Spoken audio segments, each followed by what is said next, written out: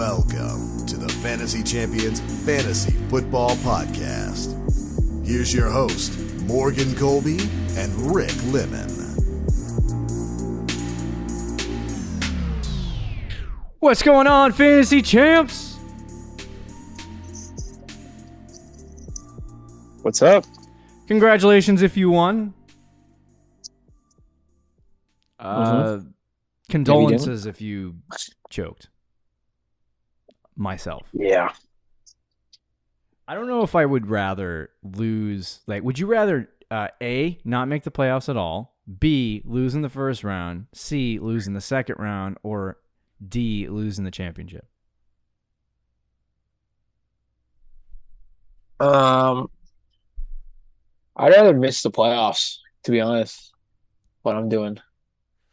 I think then it's followed by losing in the second round because you were close. Then losing in the first round because it sucks that you lost in the first round or whatever. And then the worst one is losing in the championship for sure. Yeah. I lost by 3 points. 3 small points. So close, yet so far away. Yep. I'll figure it out. I'll figure it out next year. I feel a lot better than I thought I would the next day, but I was very depressed. I mean, you were 3 points away from your first home league chip with the commissioner curse on the line. Just freaking vacated, but it's not going to happen. And I think you had at least arguably the best team, but if not, you had the better team than your opponent, in my opinion. Yeah, well, it is what it is, I guess. But onwards and upwards. If you won, let's get started for next year. Why not? Yeah. Repeat. And for you that lost, I guess this does apply because we recorded this on Monday, but anything that we say here doesn't really matter pertaining to Tuesday.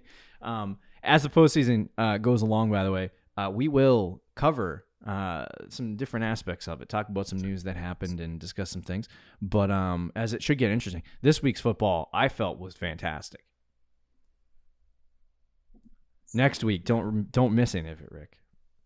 Well, the Saturday games I can't watch. Although Saturday night, I might be able to catch the end of that, which is the one I would want to watch anyway, because the first one is like Chiefs and Raiders or something, which I don't care about. But the second one is Titans-Jaguars for the AFC South title on Saturday night, and I'd actually want to watch that game. I remember when I was a kid. When I say a kid, I mean teenager, and I was working at a restaurant. And it was when the first year Peyton Manning went to the. You can see this isn't that long ago. Went to the Denver Broncos and he went to the divisional round and he lost. Oh yeah. All I wanted was for him to lose. And I was in the kitchen and it was a slow night and I kept on going to the bathroom to peek over the bar and check the score. Did you have a smartphone back then? No. Well, probably. I was going to say that wasn't that. It might have been a flip phone, but nothing you could stream in a game on at that point. Oh.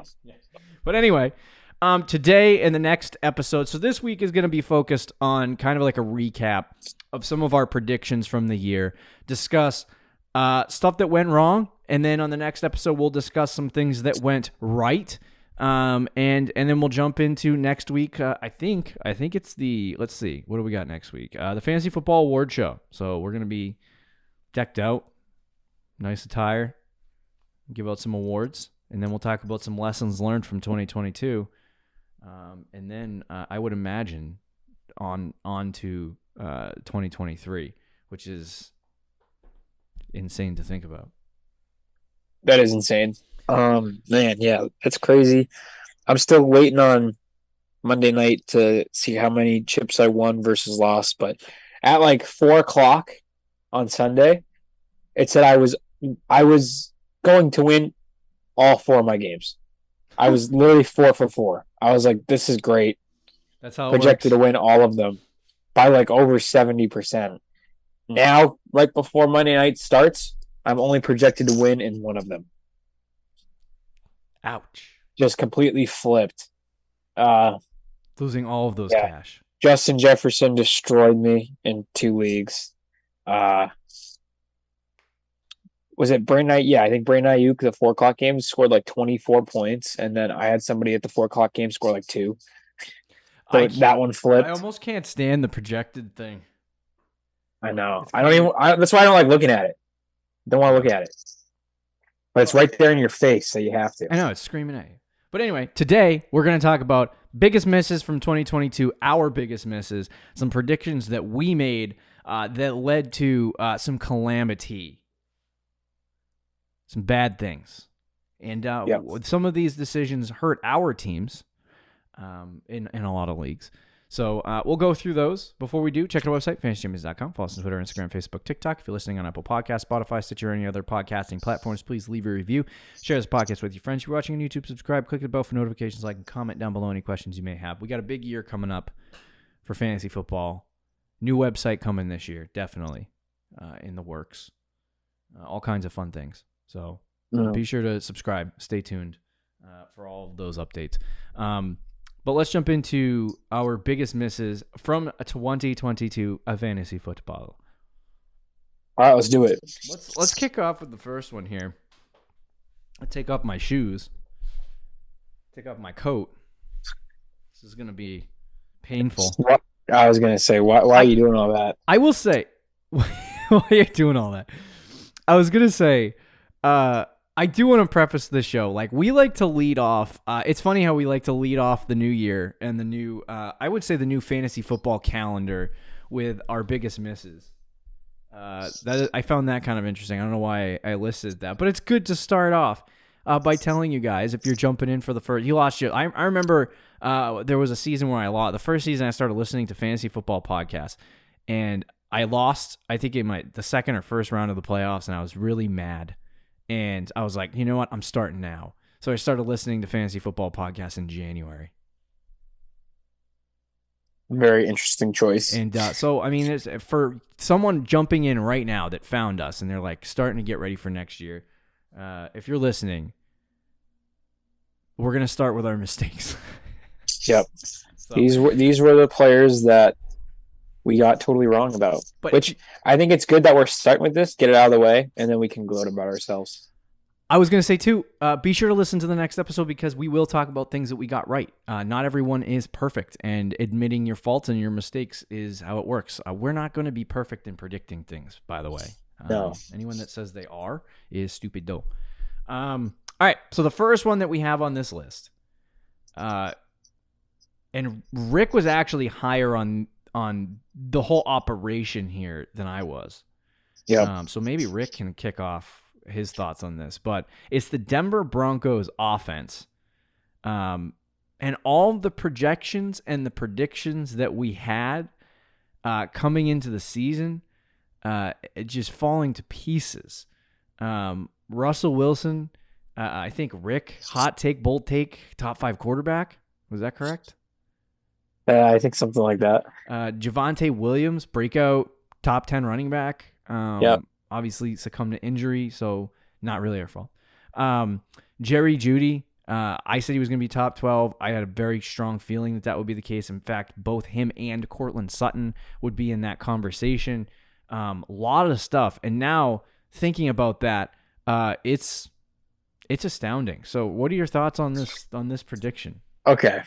Let me first start off by saying, here we go. We're going to preface the Russell Wilson thing. One of my reasonings for him being a top 5 quarterback is because every single year in Seattle, outside of one, he was like a top 6 or 7 quarterback. So you go into Denver, did the weapons downgrade maybe a little bit? Supposedly the offensive line was supposed to be better. It wasn't. It was actually worse than Seattle. But the one thing I think that I undermined the most with this was the coaching staff. Nathaniel Hackett is on the level of Urban Meyer bad in terms of coaching. And you could tell right out the gate in week 1. And then he even hired an assistant to help him with clock management because he screwed it up so bad. And you were like, this guy's just he's not fit to be an NFL head coach. Yeah. He's just not. Which was very unfortunate because it screwed their whole season in that terms. And then Russell Wilson, I don't want to give him no blame here. He sucked. He was awful all year. Terrible. The offensive line was brutal all year. Javonte Williams, I think, he was somebody he was underwhelming a little bit, but he was doing okay. He was still like a top 15 running back before he got hurt. So it would have been interesting to see where he finished, but in such a bad offense, who knows? And then Judy and Sutton, those guys were just purely based on how bad the offense was. I think Judy is still a good player. He does have his problem with drops. In PPR, he was. Oh, this is half, but for whatever reason on Fantasy Pros, my PPR is not loading. Oh, there it is. Jerry Judy's wide receiver 26 in PPR. Yeah, wide receiver 26, and he did miss 2 full games, and then there was 2 games where he got hurt in the first quarter. So yeah. I think if all things were equaled out and he had a good, healthy season, he probably would have been a top 15 receiver. But Sutton, on the other hand, was brutal. Yeah, wide receiver 45 on the season through 14 games. Obviously, this is a 16-game season, so he missed 2. He had 10.5 points a game. Jerry Jeudy had 12.9. I guess you could say a prediction that we got right here was choosing Jerry Jeudy over Courtland Sutton. Correct. We both did like Jeudy more than Sutton, which was a hot take. A lot of people disagree not like with that take. Now, choosing between the two at this point, like Jeudy was a reasonable and okay. He actually was a guy that we started in a league in a flex, a league that we do together in a flex that is. We don't know if we won the championship yet. That's determined tonight. But either way, right. But yeah, he was a guy that we were starting all the way up until the end of the season in the flex, and 179 at the wide receiver position is not bad in terms of fantasy points in PPR. But I do think if he had a good offense or a competent offense that he was in, and it wasn't like this Denver Broncos offense, Jerry Jeudy would be like, imagine him with the Chiefs, imagine him with even Geno Smith, like. How good he could be. I know.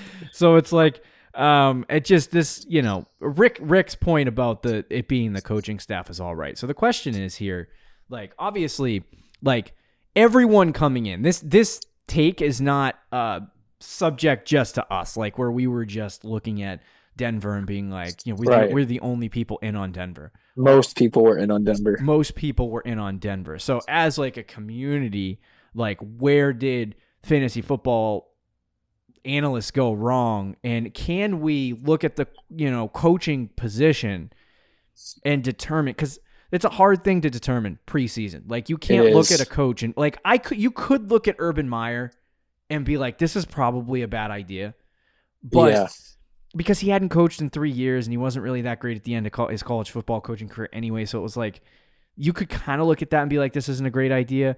But like with guys like that, like Nathaniel Hackett, I would imagine that it's hard to predict. Now, I will say one of the things I'm going to look at, because I believe he was not an OC prior to taking this job.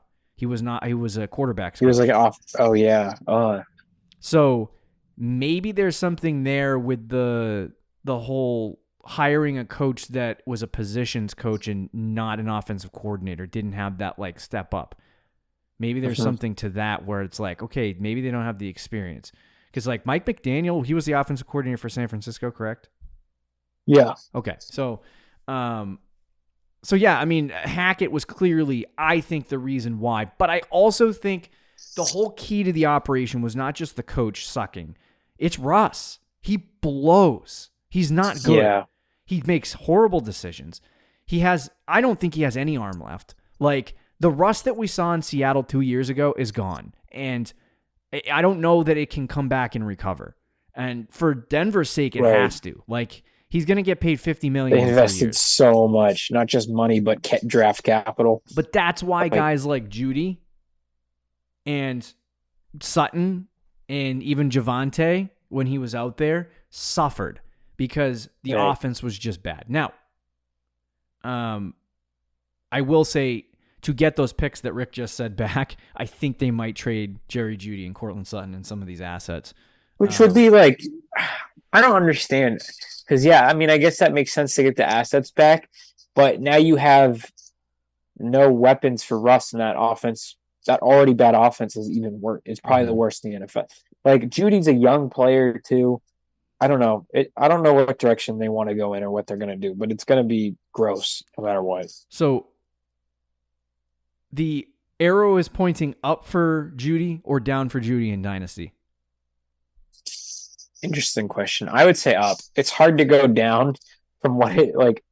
We saw flashes of a really good player this year, right? Playing in a really bad offense. Before we just saw flashes of good play. Now we if saw he stays in Denver and they get a better coach, even if they still suck, you would assume that the offense would be at least a little bit better, which would be a good thing for Judy. Or he gets traded and then he most likely lands in a better situation. Yeah. Which would obviously be a plus for Judy, but he could also land in a horrible situation, and then we'll see. But a lot of different busts for us or misses there for one team. So I figured I'd throw it all in one take. That's a good one. But I will say for the sake of everything, this now turns into a situation where like we were looking, and I think you had the same thought, I had the same thought. You're looking at a situation where it's like you have a good defense, you have, some good offensive pieces, a good offensive line. You said at times to me that you think the situation was even better than Seattle's and like all of that stuff. And that this was like a Matt Stafford-like situation. Correct. Where it was going to come in and that was going to... Maybe the Matt Stafford situation was a one-off freak thing and that there is no Matt Stafford Well, you could situation. also... So I agree with that, but then you could also look at Brady in his first year at the Bucs. But is that just because Brady's Brady? So like if But then he had Mike Evans and Godwin too. Exactly. If A-Rod for whatever reason goes to the Raiders, Aaron Rodgers. Yep. Are you buying in like you did with Stafford? I will tell you that I would be interested, but I will be a lot more hesitant. Okay. Than I was last year because of Russ. Yeah. Russ has just thrown a wrench into all of that. Yeah, there was a lot of... I think in fantasy football, what we always look for is certainty. And this situation, new coach, new quarterback, young players that haven't really... Like Sutton had some wide receiver, 2 at least years. But like a lot of young players, and there's a lot of people saying breakouts for Cortland Sutton, breakout for Jerry Jeudy, breakout for Javonte Williams, including us, obviously, for a situation that we really didn't know if it was going to work or not.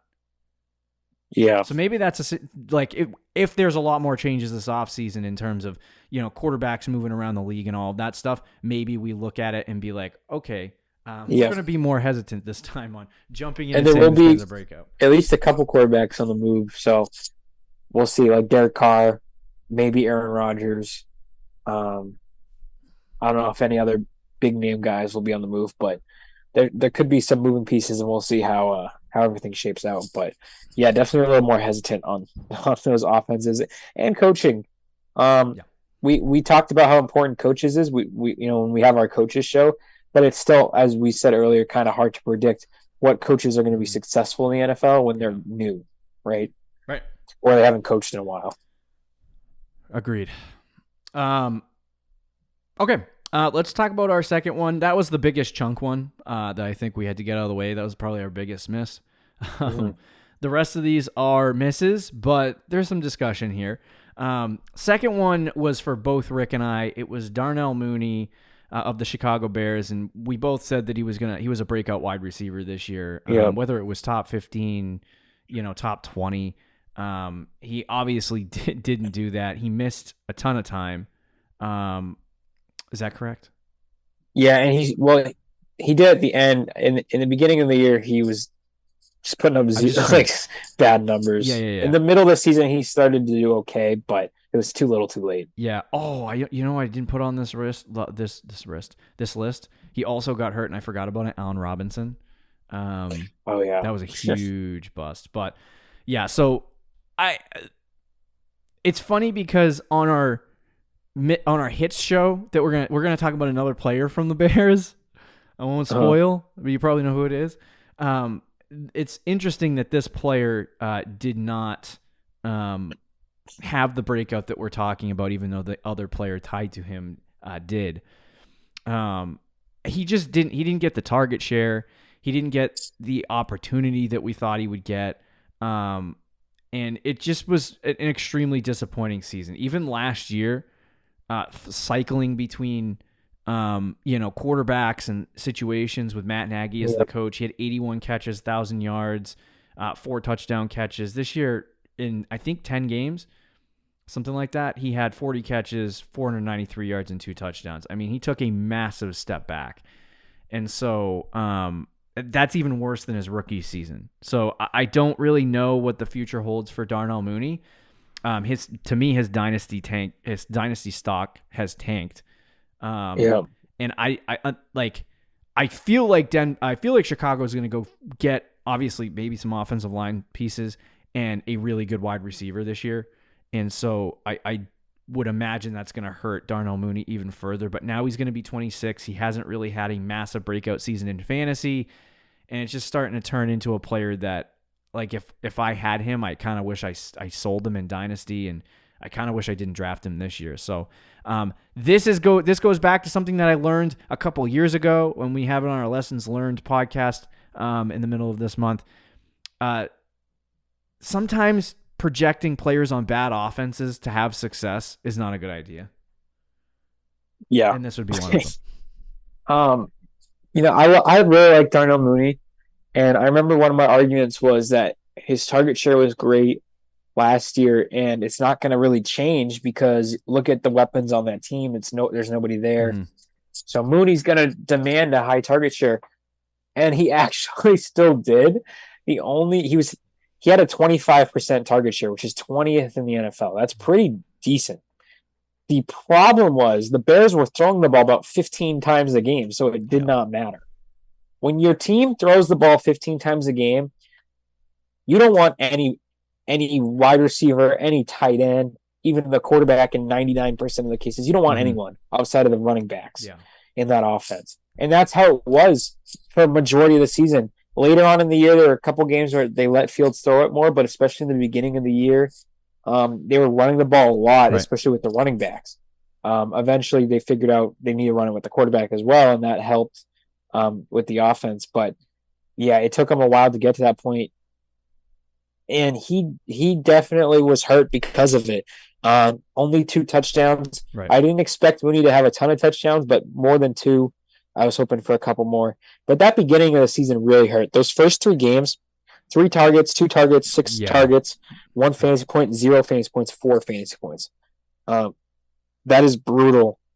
And from that point on, he still wasn't good, but he had some good moments, 13-7, 13-8, 12-17, 9-12.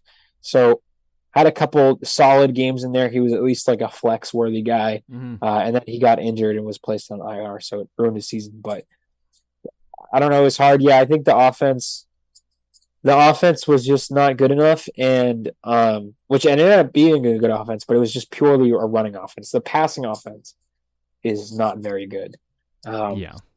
And we probably, I guess, we took it into account, but maybe not enough. Or so, yeah. Yeah, I think there are so many guys that are tempting that I really like. Like Mooney was one of those guys that I was like, I really, really liked based on his numbers from last year. Obviously, he had a decent fantasy season last year, but it was one of those things where it's like, okay, 3rd year in the NFL, like this could be the breakout. And it just wasn't. And, it might, I mean, if they trust and rely on him and they say he's a good player and he comes back next year, they get some offensive line pieces, Fields takes a step forward, like things could start coming together where he could have a really good season next year. But I'm going to be more hesitant until I see the Bears put together an efficient NFL offense that doesn't just require the quarterbacks running in circles until he finds an open lane. All right, let's talk about the next guy. This one was tied to me. On our bold prediction episode, Rick takes 3 bold predictions. I take 3 bold predictions. And this one was pretty bad for me. So I'll quickly do that. Rick will give his take. It was a bold prediction, and then we'll talk about the last one. So I said Saquon Barkley will underperform his ADP. I think his ADP was like RB12, RB13. Yep. I would say he completely and outstandingly overperformed that. Yep. Through 16 weeks, through the entire fantasy season, he was the RB5 in PPR. Yeah. 284 fantasy points, blowing things out of the water. Now, I believe my reasoning behind Saquon Barkley not having success this year was more tied to A, the injury thing, and B, Right. he really didn't produce. After his plethora of injuries and in the midst of those injuries, he really didn't put together really good performances since like it was either his rookie year or his second year, the year he broke out. Mm-hmm. He hadn't put together like a really good stretch of fantasy football like performances since then. And people kept drafting him as if he was that. And I think there was concern for me from that perspective that, you know, this was one of those when I went back to he's on a bad offense situation, and the Giants actually ended up being a better offense than we thought. But he's on not a great offense. They don't have a good offensive line. Their quarterback is Daniel Jones. They don't have any receivers. Like, you just looked at that whole team and you were like, right. Yeah, there's no way Saquon Barkley shreds the field. And he did just the opposite and had a really good season. Now, I shifted focus real quick. And I wish I kept Christian McCaffrey for the sake of my fantasy championship because they both kind of performed the same. But I traded him in a league when he was ranked as the running back one for a good middle portion of the schedule. And, that kind of saved my season because there was that time where Christian McCaffrey couldn't play because he was traded and he went to a new team and all kinds of crazy stuff. So anyway, so that was my biggest miss. I think in the future, I don't know what I can do to. There's just some players that I don't trust. Like Henry, RB4 again. Didn't make any takes on him. Any takes. Yep. I avoided the take hole of Derrick Henry. Yep. Even though Rick and I wanted to dive down the take hole. We didn't do it. We didn't do it because Henry he continues. We're going to go in on 28-year-old running back. Yeah, he just continues to be really good, but like he's a guy that I just don't like. And Barkley was a guy that I didn't like based on his, he was really good season 1, and was he good season 2? I can't remember. Yeah, he was. That was his first year he got hurt, though, but he played most of the season and then got hurt. But after that first injury, he just kind of collapsed. So to me, I was more afraid of, the injuries catching up to him and not being like him not having enough in the tank to carry an offense. But clearly it was enough, and he's really good. And he should be. If I were you, I'd sell him in Dynasty now. Oh, yeah, probably. Right now. But in defense to you, yeah. You did switch up quick because you got Barkley on your team like in week 4. Yeah. Like, or whatever it was in the beginning of the season. So you were like, all right, Barkley's going to have a good year. Mm-hmm. And also, like, your reasoning made sense. Like, the injuries have been so scary. I think anybody, if you would have told them Saquon Barkley is going to play the full season, most people would have been a lot more inclined to draft him and be like, okay, I feel a lot more comfortable with that, because that was one of the biggest things with him and McCaffrey. Yeah, was injuries, and it scared a lot of people away. And then the Giants' offense too, like, has been a mess all last couple seasons. And to be honest, going into the year, it didn't really look like it was that great anyway. Danny Dimes is still the quarterback. The receivers are not that good. Their offensive line looked okay because they had Evan Neal, who they drafted in the top 5, I think, or 6 or 7. Yeah, they took him early in the first round at right tackle. So there were some pieces on the offensive line, but we hadn't seen it. So there were so many question marks with that team. Would Dayball be a good coach? But every single question got answered. The offensive line played well. Danny Dimes took a step. Brian Dayball, to me, is already one of the, like, a top 10, top 12 coach in the NFL. I think he's a very good offensive mind, very good coach. So you added all those things, and then he stays healthy. It was everything came together for Barkley pretty well, but he still wasn't like the RB1, RB5, which was very, very good. I mean, that overperforms the ADP if you were able to. Now, if he was on the board, I probably would have drafted him. He got picked 2 picks before me, so. I was thinking about taking him, but then Stephon Diggs fell in the second round. I was like, okay, yeah. I mean, that's a good. That's easy money. All right, Rick, give us your take from last year. All my bold predictions were awful, and I think that's like 2 years in a row. Maybe I shouldn't go too bold on my bold predictions next year. I think you had something to do with T-Law though. So there you go. Oh, did I? Yeah. Okay, good. So I went 1 for 3 because I think the other one was Mooney, right? Or Yeah. Russ. Yeah. It was Akers, Russ, and something else. Okay. Anyway. And then T-Law maybe. All right. Well, then I went 1 for 3. I'll take that. Anyway, yeah. I said Cam Akers as a bold prediction will be a top 12 running back, and boy, was I wrong. And I, like Morgan, got off the train very quickly. I traded him away in like week 2. I watched 2 games of the Rams and Cam Akers, and I was like, okay, I'm done. I'm not doing this. Yeah. I'm not sitting here with Cam Akers on my team. Let's see. What was my reasoning? I think number 1 was the offense. That ended up being completely wrong. Even when Stafford was on the field, they sucked. Even when Stafford was on the field, they sucked. And then Stafford got hurt, and it was just as bad, if not worse. But it has kind of turned around late in the season here with Baker, which is funny. And it has for Cam Akers as well.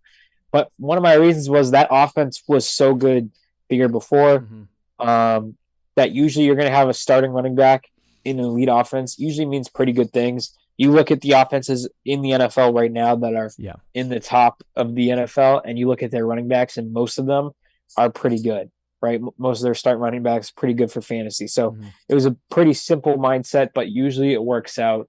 The Achilles injury did scare me, but I was like, I don't really think Darrell Henderson is that good, which is true. Yeah. And eventually he's going to take over as the guy as long as he can come kind of close to what he was before, which I think eventually did happen. It just took the entire season. Yeah.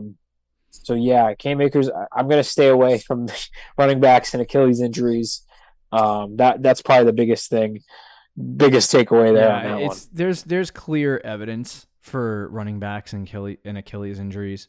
Like, they can come back from ACLs, but the Achilles injuries really kill people. You saw James Robinson came out a little bit hot this year. He looked good. He looked good, and then he just kind of slowly collapsed, got traded to the Jets, and now he's basically dead. Like, he has no value whatsoever. So, Cam Akers kind of in that same boat. He has been playing better lately. I don't know if that'll translate. The difference is, like, I feel like he got injured so early in his life in terms of the Achilles injury that maybe he can recover from it. But he's had some good games. I don't know if that's enough for the Rams to run with it. We'll see. But yeah, Cam Akers being top 12, I also was on board with that. So that wasn't just a Rick take hole. But that was one of his bold predictions. And then the final one, number 5, don't draft Amari Cooper. We said that in our Do Not Draft show. Now, that show actually was pretty good. We hit on a lot of players on that show. So I guess we know how to tell people not to draft certain players. Just stay away from certain players. Yeah, but Amari Cooper was one of those players that we told you to stay away from, more specifically because not for the reasons that we thought, but Deshaun Watson, not playing for most of the season, Jacoby Brissett having to be the starting quarterback, that the Browns are probably not going to be that good for most of the season. And it wasn't going to be a good look for Amari Cooper. On the season, Amari Cooper was the wide receiver 8. Hold on a second. That was in standard. 10 in PPR. Yeah, a wide receiver 10 in PPR. So he even overperformed the ADP that he was getting drafted at. So, I mean, really good things from Amari Cooper this year. It makes you wonder for next year if Deshaun Watson does take a step forward. Does that mean even better things for Amari Cooper? He's kind of getting a little bit old. But this was another situation. I feel like the teams that we thought were going to be really, really good, i.e. Denver, Rams. The Raiders, the Rams, they all weren't, even when they had their guys healthy, they weren't good.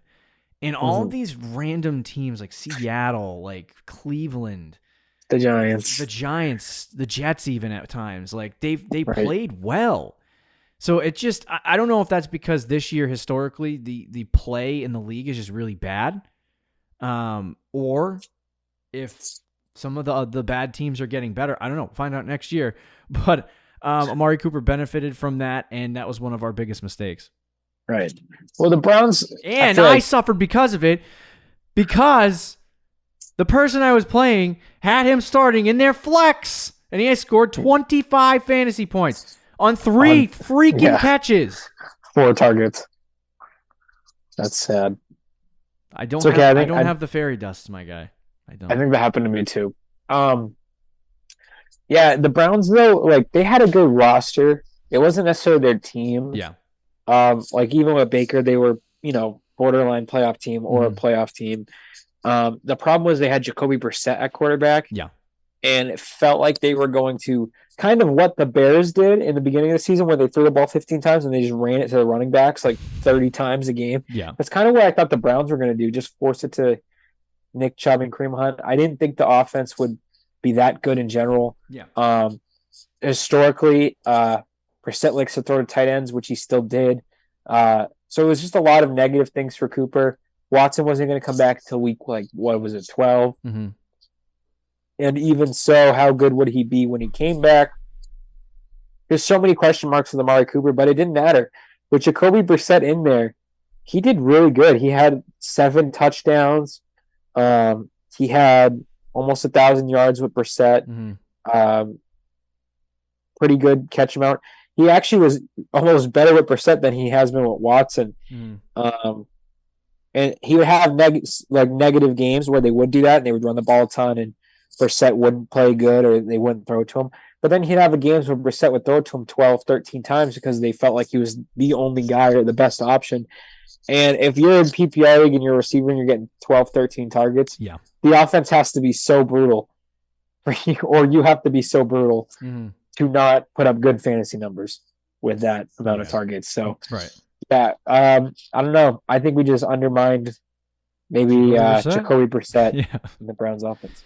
I guess so. I will say that's a good thought process. If you know how to run the Shanahan-McVay system, as a head coach, I feel like at this point it doesn't really matter who you have at quarterback with that system.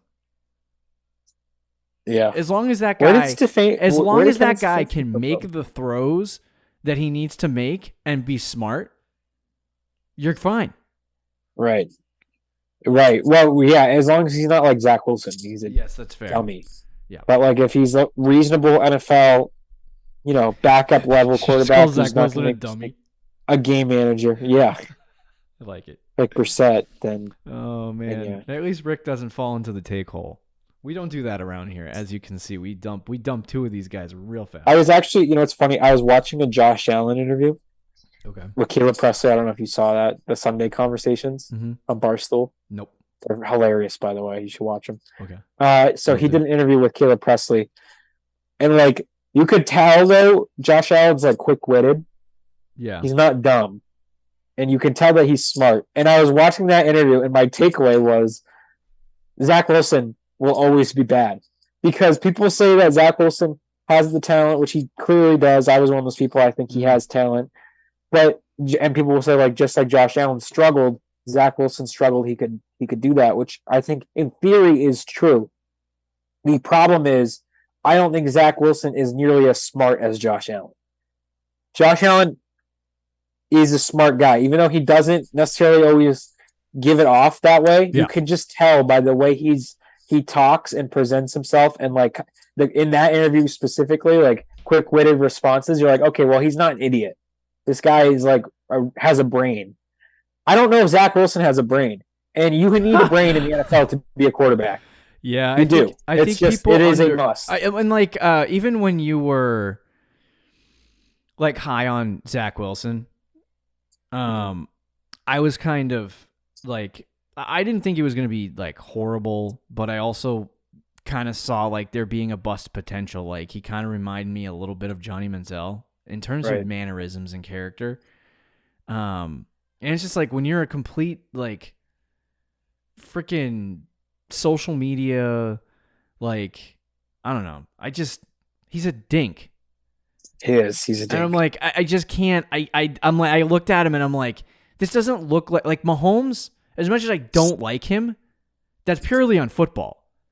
He is a smart, good guy. So is Josh Allen. So is Joe Burrow. Right. Zach Wilson does not have any of those traits. No. Sorry, Zach. He's probably going to get a second chance, though. Did you see, Justin Fields, putting everything on himself over the last couple weeks? He may not be great passing the ball right now, And you can put that on him. You cannot put that on him. But Zach Wilson literally said, no, it wasn't my fault. I don't let the defense down. When they scored 3 points against the Patriots. Yeah. So he had like 100 passing yards and interceptions. I can't with that kid sometimes. But you could kind of see that. And we can't go into the meeting rooms with people, and kind of see what goes on and stuff like that. But I like just knowing how even NFL coaches have to call plays. Like, you got to be real smart to be in that game. So anyway, long story short, there are biggest misses from the 2022 fantasy football season. On Thursday, we're going to hit you up with our biggest hits from the 2022 fantasy season, some predictions that we got right. So be sure to check that out, and then we'll jump into 2023 content next week. See you later, guys. See you. Thank you for listening to the Fantasy Champions Podcast. Make sure you subscribe on iTunes and YouTube, and follow us on Twitter @TheFFChamps.